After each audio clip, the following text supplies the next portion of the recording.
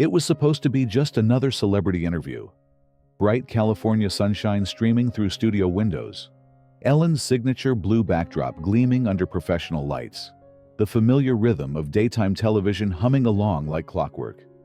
But when Jonathan Roumie walked onto that stage carrying a secret that would shatter everything Ellen thought she knew about faith, fame, and the emptiness gnawing at her soul, the entire foundation of her show cracked open. What happened next wasn't scripted, wasn't planned, and definitely wasn't supposed to happen on live television.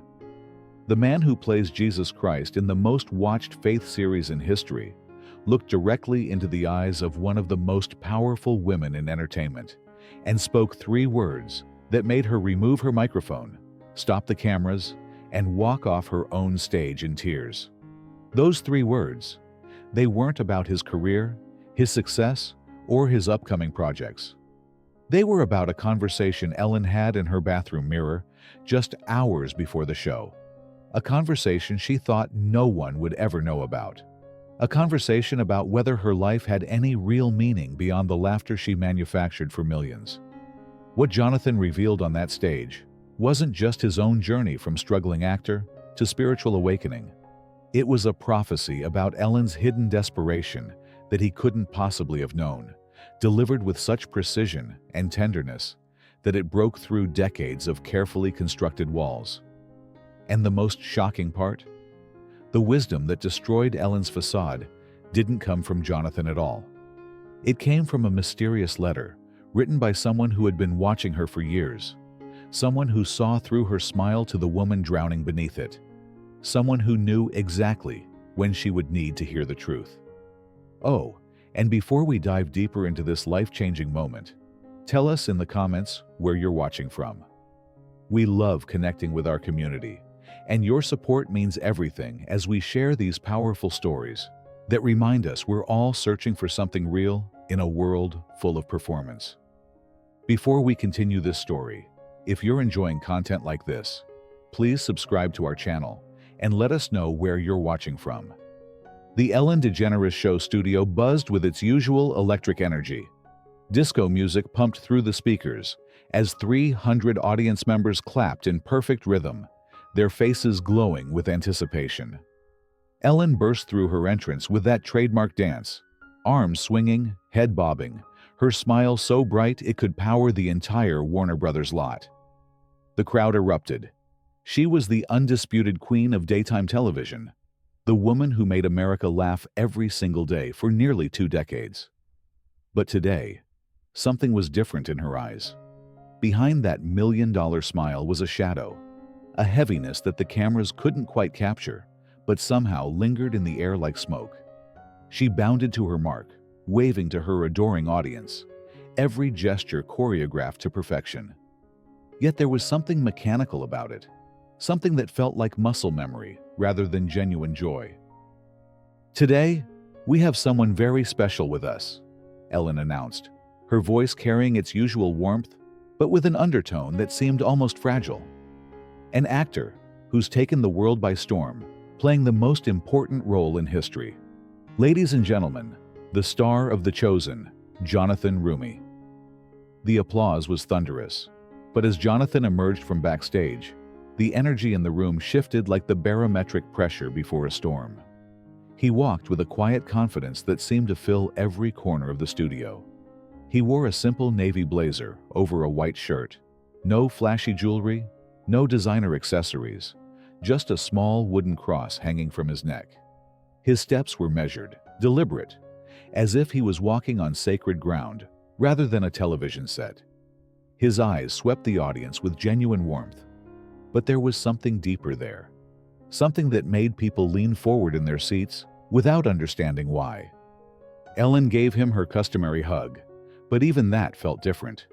Usually, she was the one setting the energy, controlling the room, but something about Jonathan's presence made her seem smaller, more vulnerable.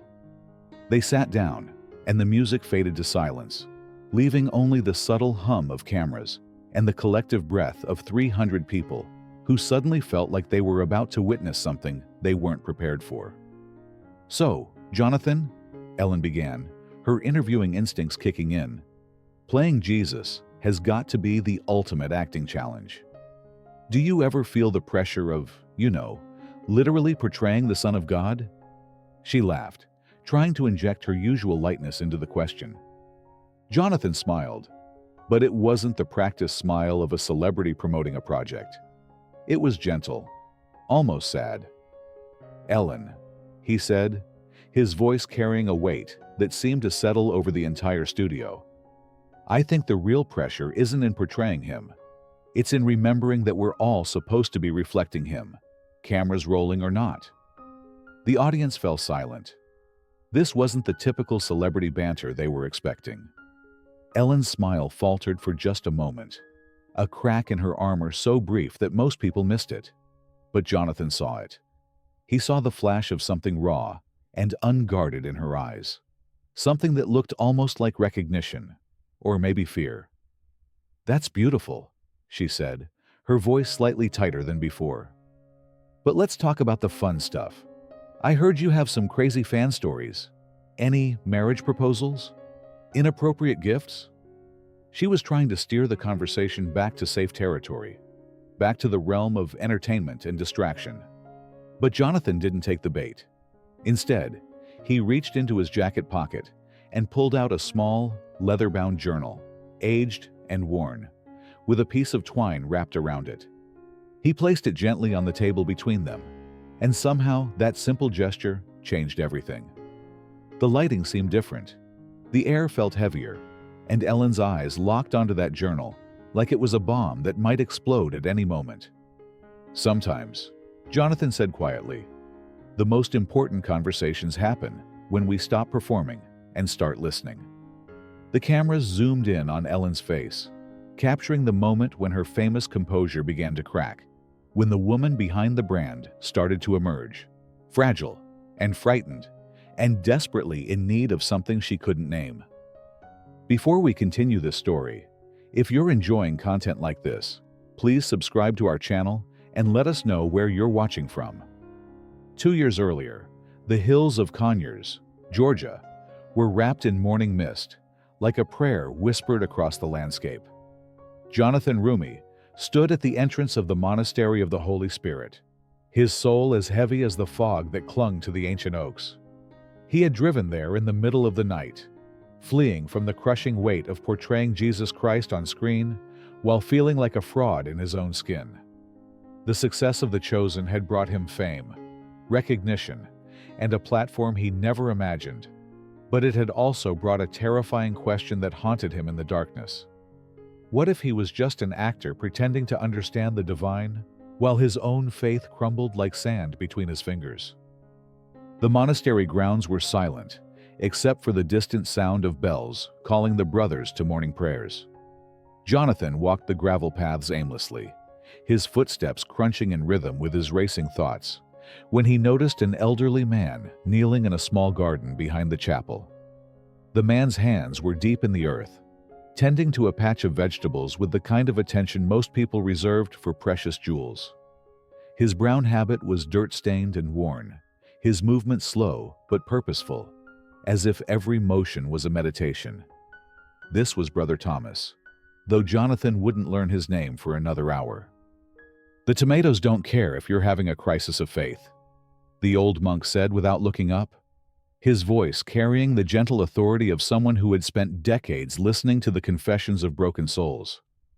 "They just need water, sunlight, and someone willing to show up every day, even when they don't feel like it." Jonathan stopped walking, struck by the simple profundity of the statement. Brother Thomas finally looked up, his eyes the color of weathered wood, kind but penetrating. "You're the Jesus actor," he said, not as a question, but as an observation. "I can see why you're here." For the next 3 days, Jonathan found himself drawn to that garden every morning, helping Brother Thomas tend to vegetables that somehow felt more sacred than any altar. Their conversations meandered like the walking paths around the monastery, touching on everything from the weight of expectation to the difference between performing faith and living it. Brother Thomas never preached, never quoted scripture with the rehearsed precision of a theologian. Instead, He spoke in the language of dirt and seasons, of seeds that died to become something greater, of harvest that required both patience and trust in things unseen.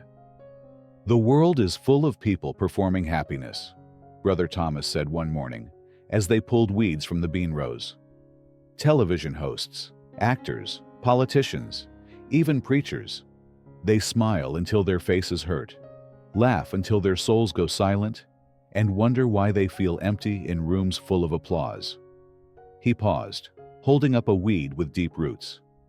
"But every now and then, God puts someone in a position to speak truth into that emptiness. Not with judgment, but with recognition. Soul calling to soul." That afternoon, Brother Thomas handed Jonathan a leather journal, its pages filled with handwritten prayers, observations, and letters. "I've been writing to broken people for 40 years, he explained.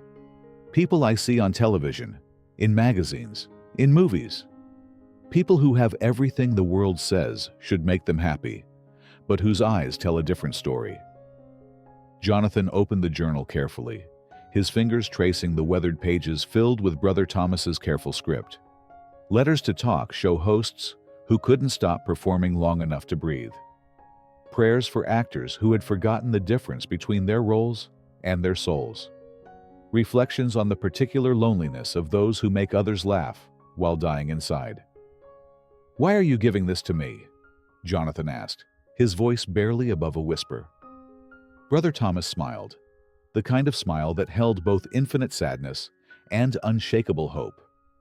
"Because someone you're meant to meet is drowning, and they don't even know they're underwater. When you see them, you'll know. The timing will be perfect, even if it seems impossible." On his last morning at the monastery, Jonathan found Brother Thomas in the garden one final time, this time planting new seeds for the next season. The old monk pressed the journal into Jonathan's hands with a firmness that belied his gentle nature. "Remember," he said, his eyes holding depths that seemed to stretch back through centuries of prayer and contemplation. "The greatest miracles happen when someone who has found their way lights a candle for someone still lost in the dark. And sometimes," he added, with a knowing look that made Jonathan's heart skip, "that someone is a television host who's forgotten how to cry." Before we continue this story, if you're enjoying content like this, please subscribe to our channel and let us know where you're watching from. Back in the studio, the leather journal sat between Ellen and Jonathan, like a bridge between two worlds. Ellen's eyes kept darting to it, her usual confidence replaced by something that looked almost like fear. The audience sensed the shift, their chatter fading to expectant silence. Jonathan's fingers traced the twine binding the journal, his touch reverent and careful. "Ellen," he said quietly, his voice filling every corner of the studio. "Sometimes we meet people who are carrying burdens they think no one can see." Ellen forced a laugh, but it came out hollow. "Oh boy, are we getting deep today?" "I thought we were just going to talk about your show," she said, trying to steer back to safe territory. But something in Jonathan's eyes told her that ship had sailed. He began untying the twine with deliberate slowness, each movement watched by 300 pairs of eyes.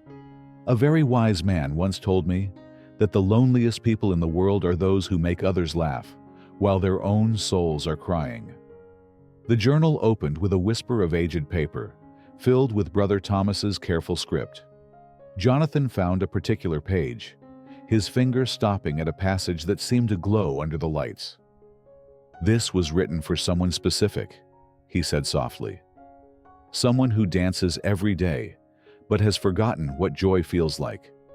Someone who brings light to millions while living in her own darkness." Ellen's smile flickered like a candle in wind, her hands gripping the chair arms until her knuckles turned white. Jonathan began to read aloud. "To the woman who built an empire on laughter while forgetting how to breathe. You wake up every morning and put on happiness like makeup, layer after layer, until you can't remember what your real face looks like underneath." The camera caught Ellen's face, and for the first time in decades, Her expression was completely unguarded, wide with genuine shock.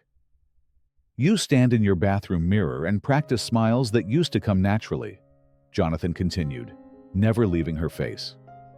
"You tell yourself that making others happy is enough, but in the quiet moments, when the cameras stop rolling, you're left alone with a question that terrifies you. If you stopped performing, would anyone love the person underneath?" Ellen's breathing had changed, becoming shallow and quick. The audience sat frozen, leaning forward as if drawn by invisible force. This wasn't entertainment anymore.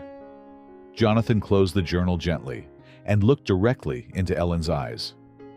"Ellen, when was the last time you cried? Really cried? Not for the cameras, but for yourself?" The question hung in the air like incense, sacred and impossible to ignore. Ellen's professional mask was cracking, and for the first time in her career, Ellen DeGeneres had nothing to say. The silence in the studio stretched like a wire ready to snap. Ellen sat motionless, her chest rising with irregular breaths, eyes locked on Jonathan's face, as if he held the key to a door she had welded shut years ago. The woman who had made a career out of never being speechless suddenly discovered what true silence felt like. Jonathan reached into the journal one final time. "There's one more entry," he said softly. "Brother Thomas wrote this after watching your show one morning. He said he saw something in your eyes that broke his heart." Ellen's hands began to shake visibly, her professional composure dissolving like sugar in rain. "To the woman who saves everyone but herself," Jonathan read, each word landing with devastating precision. "I watched you dance for people who will forget your name the moment their televisions turn off. I saw you laugh at jokes that weren't funny, smile at guests who didn't deserve your time, and pour yourself out like wine until the bottle was empty. But what broke my heart wasn't your performance. It was the split second between segments when you thought no one was looking, and your face went completely blank. In that moment, I saw a woman so tired of being everyone else's sunshine that she had forgotten what it felt like to stand in her own light." Ellen's breathing became audible. Sharp gasps caught in her throat like escaping sobs. Her eyes, normally so commanding, had gone glassy with tears she was fighting desperately to contain. "You built an empire on joy," Jonathan continued gently, "but forgot that joy was supposed to live inside you, not just flow through you to others." "Stop," Ellen whispered, her voice cracking like ice under pressure. "Please, I can't." She stood abruptly, her chair rolling backward, her hands pressed against her heart as if trying to hold something inside that was determined to break free. She reached up with trembling fingers and unclipped her microphone, the device falling to the floor with a crash that sounded like thunder in the stillness. "I'm sorry," she said to the audience, her voice barely recognizable. "I just need a moment." She walked toward the exit with unsteady steps, pausing at the edge of the stage to look back at Jonathan. "How did you know?" she asked, her voice breaking completely. "How could you possibly know?" Jonathan simply held up the journal. "Some truths don't need explanations. They just need witnesses." Ellen nodded once, tears finally spilling down her cheeks, washing away years of carefully applied makeup. Then she disappeared backstage, leaving behind a studio that understood they had witnessed something that would change them forever. 15 minutes passed in sacred silence before Ellen returned, her face bare of makeup, eyes red, but somehow clearer than they had been in years. She walked slowly back to her chair, no longer the bouncing entertainer, but a woman who had just met herself for the first time. The audience welcomed her back with gentle applause, understanding instinctively that this moment required reverence, not celebration. "I've been performing happiness for so long," Ellen said, her voice hoarse but honest. "I forgot what the real thing actually feels like."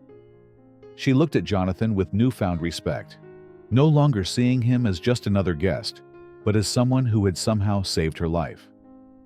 "That letter. It described conversations I've had with myself in the mirror. Things I've never told anyone. How is that possible?